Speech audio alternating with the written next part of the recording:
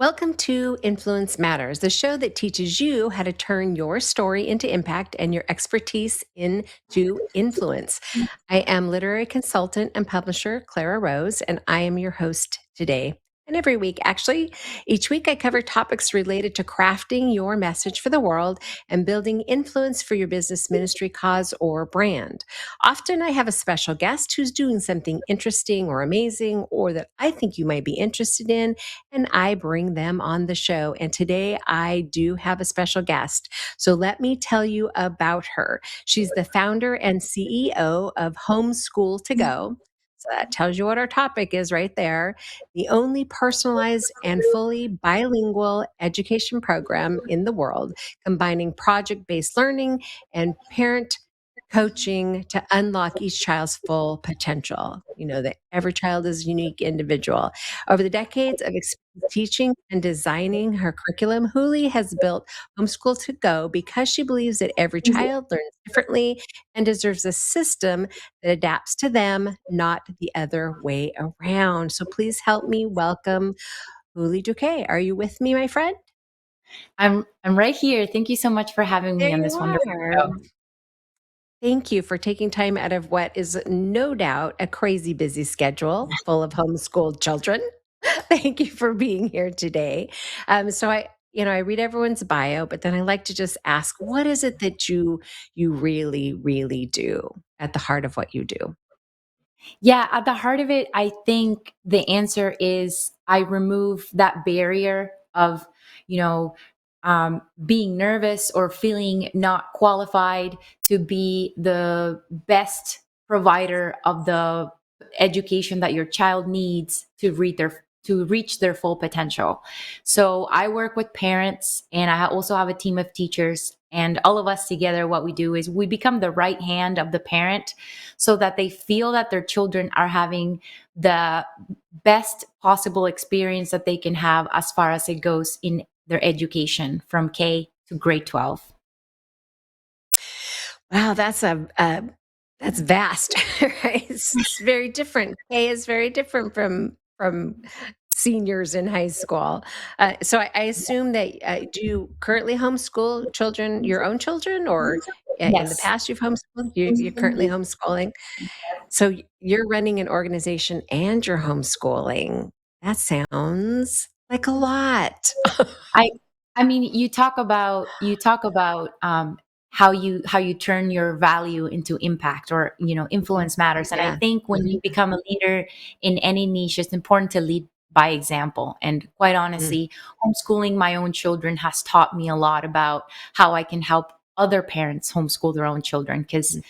you really experiential learning is the best quality of learning in my opinion. So being a homeschooler myself has a big role in also being able to help and support other parents do the same. Sure. So did you homeschool first and then you created Homeschool to Go, or was it the other way around? So I first was a teacher, and I was teaching Okay. at very prestigious institutions, Cambridge Montessori schools that were considered the best in the city that I was at the moment. Mm, And so there, well, I had my role was to be the teacher of this group of 20 students at a time.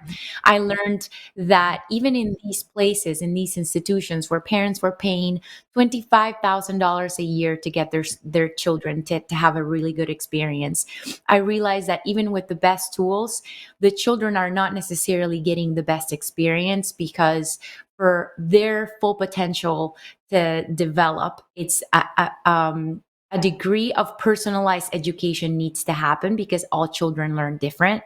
I also realized that the best children in the classroom were always the children that had the supportive parents at home.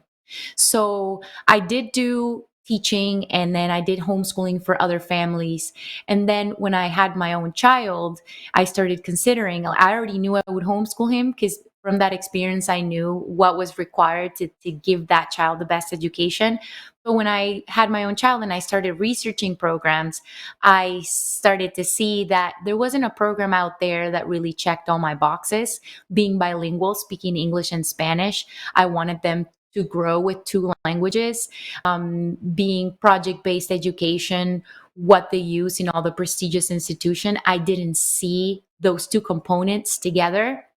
And then I also knew that every child learns different. So how do we adapt the material to the best, methodology that's going to serve that child to believe in themselves, to develop their own skills. And so it was at that time when I had my child that I started developing the curriculum that I'm currently leading. And when I did develop it for my own child, I found so many other parents that found value in what I was creating. So Mm. in that point, I set it to be my mission to help as many parents as I could possibly in the world to reach and have accessible this quality of education for their children. Because I do believe that if you can loop in the parents and you can make the parents be the leader, then that Mhm. child is going to be taken care of if they have the right tools. So my role in this company is to make sure that the parent has those tools and that they know how to implement them, how to apply them in their day to day.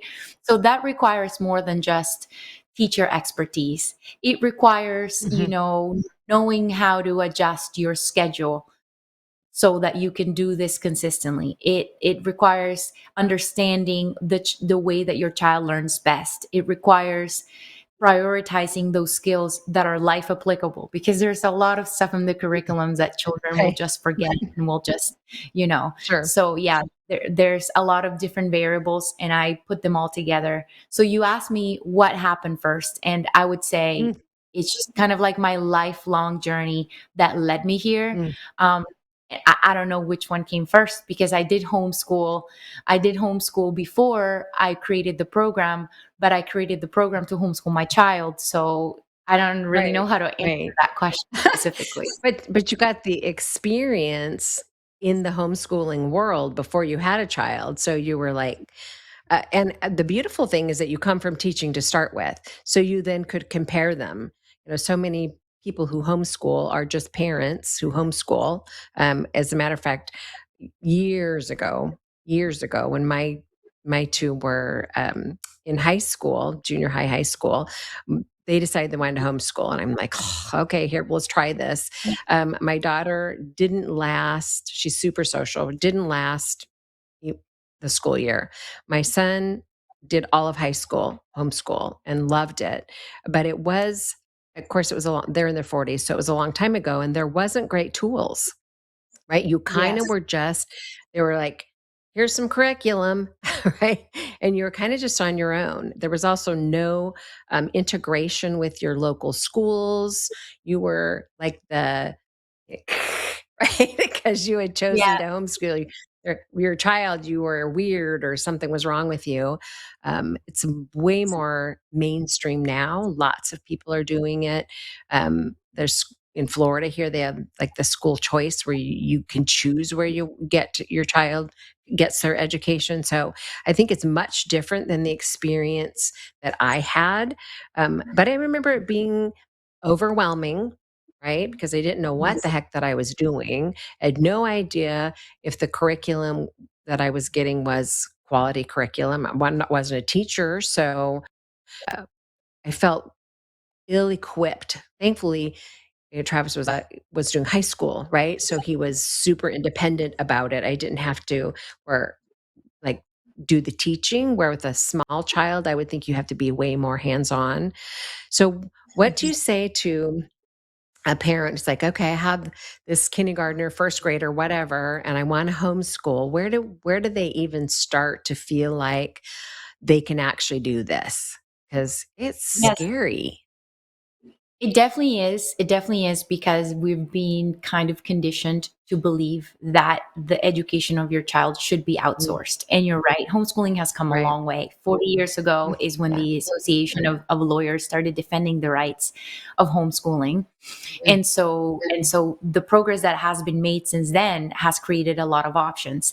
All these options add to the overwhelming decision, because then the parent chooses to do this, and then all of a sudden there's all these options and they don't know what's the best way to do it for their child. So I always try to make it super simple. When the parents come in, they say, I want to homeschool.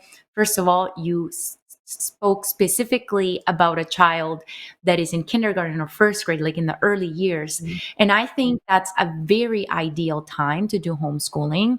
According to experts in child psychology, this is when the children have the most or an acute need for belonging. The school is not necessarily a place where they can find that belonging because they are outnumbered by peers than guides. So what they end up learning is, in order to fit in, I have to do what everyone else is doing, which creates a lot of social anxiety because they learn to abandon themselves in order to fit in. So it's very important at this age, if you choose to homeschool, to know this is an ideal time to do so.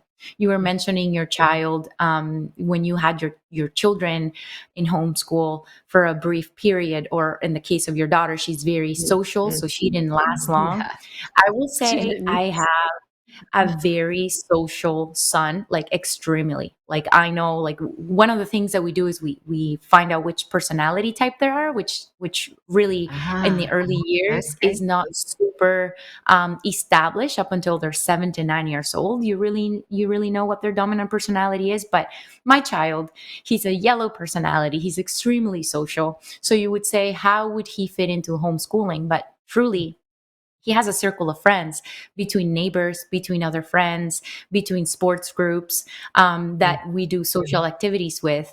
And I find it's much healthier for him to have a small circle of friends with where he's building deep relationships, than to have a big circle of friends where they just have shallow relationships all throughout.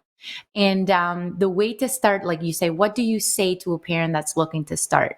Mhm, Well, the first thing, and by the way, if you are here and you can access the link where I'm gifting your audience a free gift, it's a masterclass. This is the perfect starting point because it answers all of the main questions that parents have in this moment. Um, so the first thing is, you want to find out, according to the authority that you fall under, so what state you're in, what province mhm, you're in, if you're in Canada, or what country you're in Latin America. You want to know how you can comply legally with the homeschooling. mm, So in order to exert your right to be the educator of your child, you want to know, what do I have to check off? And sure. in most cases, it's not very complicated. There's a website in that masterclass that I'll link you to, that will give you all those main answers. But also, when the parents join our program, we walk them through. We give them the templates, the address of where they need to send whatever they need to send. So that's the first step. And then the second step is understanding how your child learns, which, when you don't have the expertise, is a little bit harder to figure out. But that's another thing that we help our community with. And then once you know what's the best way that they learn, you want to establish a family rhythm. In that class, I also walk you through the family rhythm, how to build it based on what your life already looks like. In the case of myself, I'm a CEO. I manage a team of 16 employees, so I do have a lot on my plate. But even at this stage, you can organize your day in a way that you can create focus for both. And all the strategies that the people in our program use are in there. So if you're concerned about this, make sure you do check that class out. So yeah, you find out how your child learns, you do a family rhythm, you make sure you're complying with the law, and then you find the curriculum for you yourself and you get started. For us specifically, what we do is, once we know the personality, the dominant learning style, once the child turns 8, what we do is a psychological assessment that allow us to determine what are the predominant intelligences of the child. So if this child is dominant logical mathematical, or if he's dominant intrapersonal or interpersonal, based on those strengths, we're going to design a curriculum that you can finish in the hours that you have available for homeschooling, and that it's going to comply with the law of your authority. And then we basically make it really easy, so the parents only have to sit down with their kids and go through the activities together. Another thing that is really important to know at this stage is that you don't have to have the answers. You can be the student Mm. sitting alongside your child, kind of like we're both going to figure this out and, follow the curriculum or follow the projects and do those together. And rather than being like, I'm the authority, ask me all the questions you have, you're Mhm. like, these are the Right. questions we have. Let's find out together, and that's a much more relieving position for the parent. Right. And Less and scary also, for sure. yeah, and also a very good exercise for the child, because when the child can see a guide facing issues, facing challenges, facing, when you face a problem, the first thing you need to do is emotional regulation. I don't understand why they don't teach emotional regulation in the schools or emotional development. Mm. So if you as an adult can model, okay, here's a challenge. I don't know the answer. Let's find out. And the child is looking at that. There's things that happen throughout the day that may interrupt you or diverge your focus. And when that happens, the way that you handle it, you're modeling for your child. And that has Mhm. so much value in the way that that child is developing their own skills to face the real world. Absolutely. I agree with you. I don't know why they don't teach that. There's many things that they don't teach in schools that I question, right? I question that they don't teach high schoolers anything about balancing a checkbook or, their finances, or I mean there's so many things that kids are not being taught that if it's not Yes. happening at home, they're just not getting it. So like when you get Yeah. out to the world, like, you don't have all the tools you need to survive. You mentioned That's just something so crazy. important.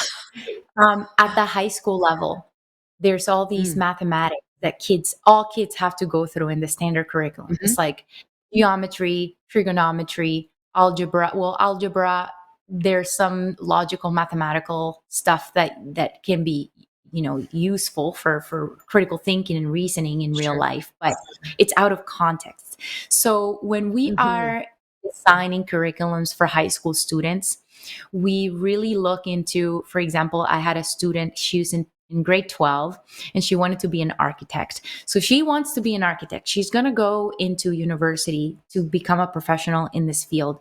In that specific case, she does need geometry and trigonometry and Mhm. calculus and these practices, right? So the curriculum we designed for Mhm. her is to learn those skills like applicable to her field, right? So she's already doing Nice. exercises and projects where she's learning how to use those skills in her field. But Mm. then we have another student in grade 12.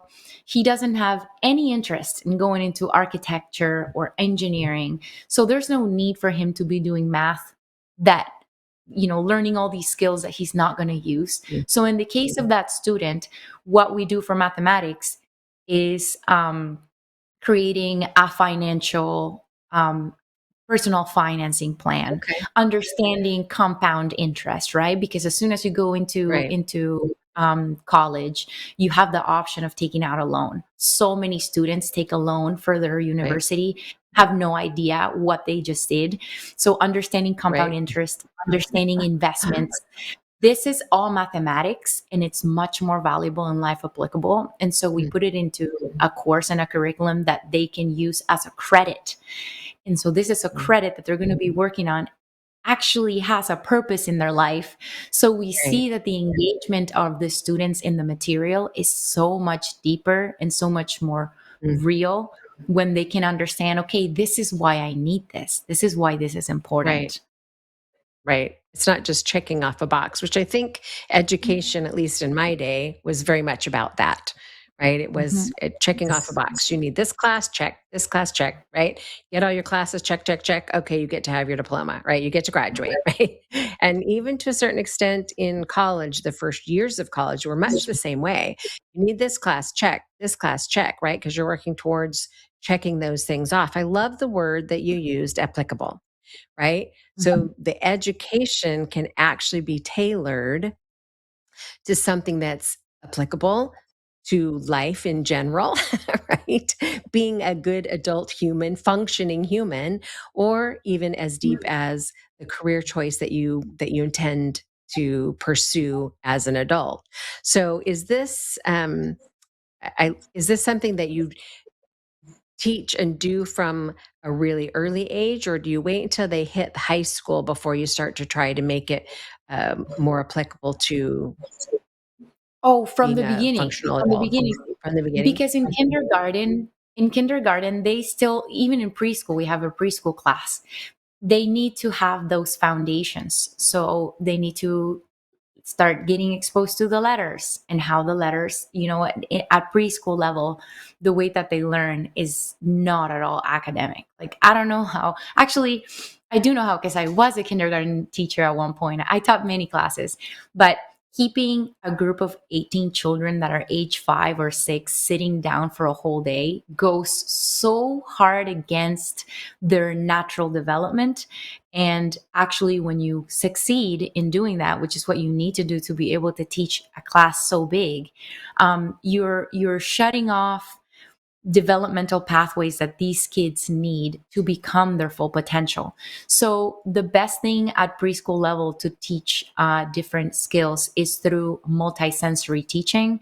So if you're teaching numbers, using manipulatives, using sounds like an instrument for, like, okay, how many beats can you hear? Have them feel, hear, touch, taste, see different things that apply to those concepts that you learn during the first years, like numbers and letters. And then by the time that they're 8, you have a much more clear idea of, what are the intelligences or the disciplines that come naturally. For me, a high quality education is being able to take the unique gifts of a child and develop them to a state where they can offer value to the world in an outstanding way, better than most people can. And the way that our system is structured is teach everybody the same. So, how Mm, are those people going to be it's true. successful if everybody else has the same skills? Ideally, I think everybody has to have different skills. So, in the community in the future, they can complement each other, and they can exchange services, products, whatever it is. We need a community, we need a generation that has a variety of different skill sets. And to do that, you can't teach everybody the same thing, and you can't teach everybody the same way. I I completely agree. I'm surprised actually that kindergartens and preschools and the younger uh, classes, that they're still trying to make them like sit down, all of them, all day, and and do the same thing that we've done for so many years. I'm surprised it hasn't. And maybe this is why so many parents have chosen to homeschool. Like, their child Yes. either doesn't succeed in school for whatever reason, or they just think that there's a better way. So they're like, okay, I think homeschooling's a better alternative, but how do I even get started? Where do I go from here? Yeah. And I think you're right. Like, a lot of schools, it really depends on the teacher. Like, if you're lucky enough that sure. your child got a really good teacher that's very dedicated and is trying to do different things with the kids and rotate them with different activities and get them to stand up and do different things, then you're in a good position. However, that teacher is not going to be able to serve all 20 students in the class the same. There's Sure. some students that are going to take more advantage than others. And if your child happens to be one that doesn't necessarily speak up or ask questions, Mm, they're going to fall in the end of class. Or if it's a child that has little patience, they're not going to have somebody mm, there kind of like helping them regulate to wait. They're just right. probably going to get in trouble, and they're going to have to be Mm, excluded to some sure. extent. So I don't think it's so much the fault of the teacher as it is the fault of the system. Like I said, for Mm, each child to sure. reach their potential, they really need more of a degree of personalization, of one-on-one experience. And Sure. it's very hard to do that in a school. That's why I think with the parents, and you're right, homeschooling is today in America the fastest growing form of education. Mm, So there's a reason why that is happening. I there's a think reason. we are Yeah. outgrowing the system and making moves Mm. in that direction. So the system is gonna either need to change or the system will collapse, right? Yeah, Right? well, Because their funding comes from having students there. Right. And you're seeing it in Florida because you're speaking about Florida and school choice. So Mhm, Florida mhm. is a wonderful example where there's, the percentage of low performing schools is just increasing and increasing, and the schools are losing budget. And that budget is going into programs like, for example, Step Up. If you're in Florida and you want to Mhm. homeschool, Yep. Google Step Up right now because they give funding to each parent. I think it's somewhere between 5 and 9,000, depending on the needs of the child per year, that you can invest in the homeschooling and the education. And they Mm, let the students even love be a those. part of the extracurricular programs. So Right. your child will participate in sports, right? So Florida is a really good example on how the system is evolving to serve students better. Yeah, there's a lot of great things about living in Florida, but that's definitely one of them, and I know a lot of people here who do homeschool. We're just about out of time, but do you have any really quick advice for parents who of, like, junior high or high schoolers, just because I know some that are thinking or considering transitioning to homeschooling? We have, like, 3 minutes, Yep. so one little tidbit or advice. Yes. For sure. I would say if you have this calling in your heart, if you feel like your child is not excited about learning and developing as a human, know that this is a natural thing. It should be that way. So if you're just intimidated by the fact that you don't have the ability to handle high school level topics, know that there are organizations there that can help you. For us, our teachers work like you get a teacher assigned to you that will help your student or help your child grow through that. So all you have to have really to make this work is the calling in your heart and the love for your child to say, we're going to take this step, and the support you will find. And if you want to know where to start, make sure to click that link for the free masterclass. And you can either, after watching that, you can reach me so I can answer any individual questions that you might I have. love that. So you can just pop over homeschooltogo.org, find the masterclass, get signed up, and uh, learn everything they need to know to get started doing it correctly. That's right. Perfect. Well, we are out of time today, but thank you so much for being here to give us a little bit of insight, a little bit of education about homeschooling. I know that I'm hearing the conversation all around me all the time, so I know it's a growing interest. But I also, having had the experience, know that it's scary to take that leap. So what you're doing matters. Like, what you've created is making a difference. I commend you for that for sure.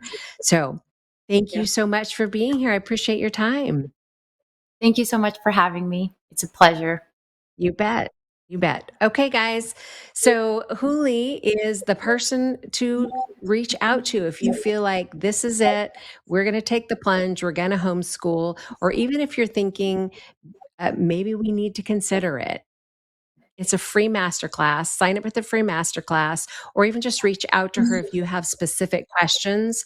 I'm sure she'd be happy to answer any of your questions about homeschooling and the journey, what that might look like for you. We are out of time today, but as always, I want to give you an opportunity if you are ready to get your book started. Didn't even get around to asking her if she has a book yet. We inquiring minds want to know these things, but if you are ready to take that next step and get your book done, create that tool to either generate leads for your business or client transformation within your business or leave a legacy in your industry, you know that I would love to help you with that journey. And of course, we're in January and we are now launching the next iteration of the Savvy Author Academy. So if you are ready to jump into a program to get your book done, you can hop over to craftingyourmessage.com or clararose.com, get signed up, or get connected with me by hopping on my calendar for a conversation. All right, my friends, we are done, but I will see you next week, same time, same place. Thanks for being here.